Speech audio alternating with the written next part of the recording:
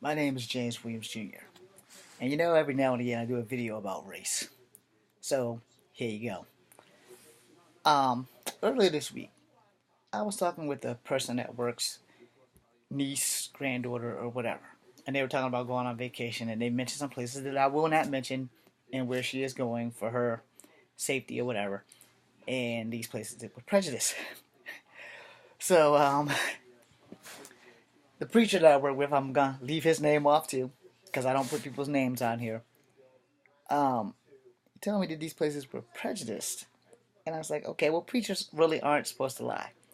So I'm like, well, my mom went there and it wasn't prejudiced to her. But of course, he gave me that look because he knows what my mom looks like and my mom looks white. All right. So for those who know me, y'all know who the hell mom is and you know what she looks like. And I was like, well, I never would have expected that place to be prejudiced. But clearly, it kind of is.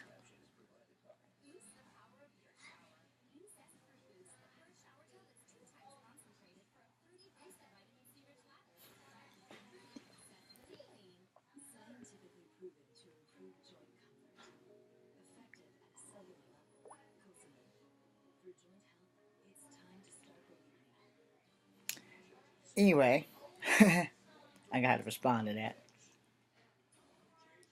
Anyway, just so it dawned on me that I need to put this video before I respond to that.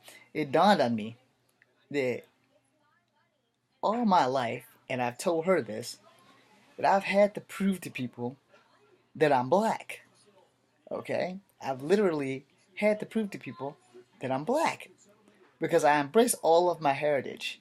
But most of my racist incidents, very few have come from white people, maybe three, four at most. But most of them have come from black people. And I had to prove to black people that I'm black. I have to prove to white people that I'm black sometimes too. And I'm sitting there, I'm like, how much more proof do you need? My skin is brown. I know if the cops pull me over, my ass is going down. So I know that to comply. And, a lot of people, when they look at me, they have no fucking idea what my race is. And maybe it's me. Maybe straight up and down. Maybe it's me. Maybe I just don't carry myself as a black person. Or I don't have enough nigger moments or something. But, I try to explain to people, look, I'm multicultural. There is black in me. I try not to have nigger moments like other black people, but I'm black. Yeah, I'm not ashamed of it until, yes, there's an until, and every black person has said this, and if they don't say this, they're lying. Until somebody of color, preferably a black person of color, does something stupid, then I'm ashamed to be black. I'm never gonna be white. Alright? And being multicultural, I don't give a damn unless you're as light as my mom. I'm never gonna be white. I'm never gonna pass as white. I'm never gonna look white. I'm never gonna be white. That is established. I can pass as Native American. I can pass as a Hawaiian, even a Mexican, who are also Native Americans. For those who don't know, do your history. You know,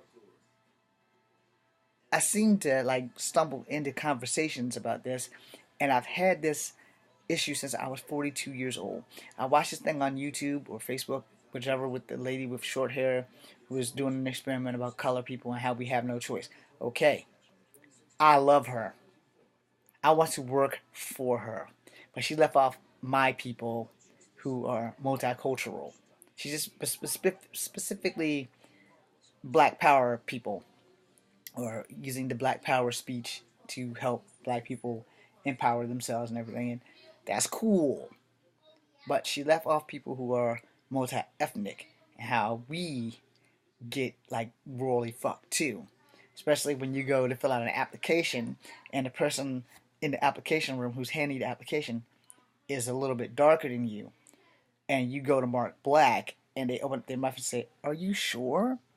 Yes, I am sure. My birth certificate says Negro, so that means I'm black. Even though in the 70s they had no way of putting multi-ethnic on your birth certificate. Do I want to have that change now? Now it shouldn't even really matter. It should be there like automatic. But back when I was born in 73, that wasn't an option. Either you were white or black unless you came from another country, which you would be the minority or the majority of that country. So if you were from India, your ass was Indian. And that was before they started passing Indians off as Asians, not the ones with the feathers, but the ones with the dots, which technically they're Asian as well. So, if you go through the genealogy of like humanoid, mongoloid, and all that crap, we kind of fall into that. So, I'm going to close this out by saying things have changed a lot since the 70s. It's time for everybody to jump on the race bandwagon and just stop. If you're multi-ethnic, be proud of your culture. Not just one, but in all. And I think this is what sets me differently from most of the family members that I have. Most of the family members don't acknowledge our Cherokee roots. They only acknowledge the black roots. Where I, on the other hand, on both sides of the family, on my mother's side and my father's side, I acknowledge my Cherokee roots. And it may be because I spent more time with our great-grandmother Ada, where the other kids didn't. And it's not because they didn't choose to, it's because they weren't born before she passed.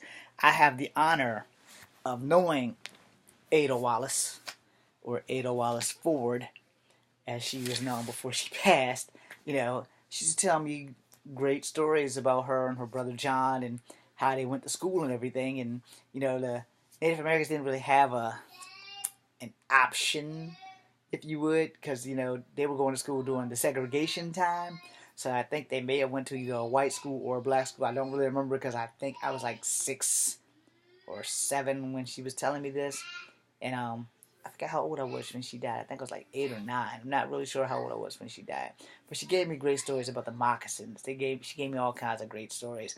Great legends, and that kind of led to me remembering these legends, which is why I wrote my graphic novel, which is finished, by the way.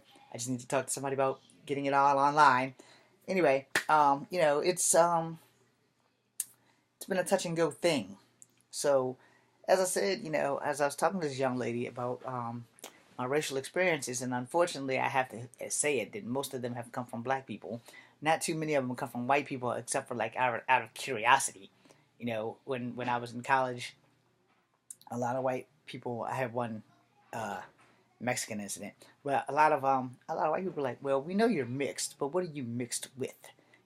So it wasn't like racially biased. It wasn't like insulting racism. It wasn't like, "Hey, we know that you're half nigger, so what are you mixed with?"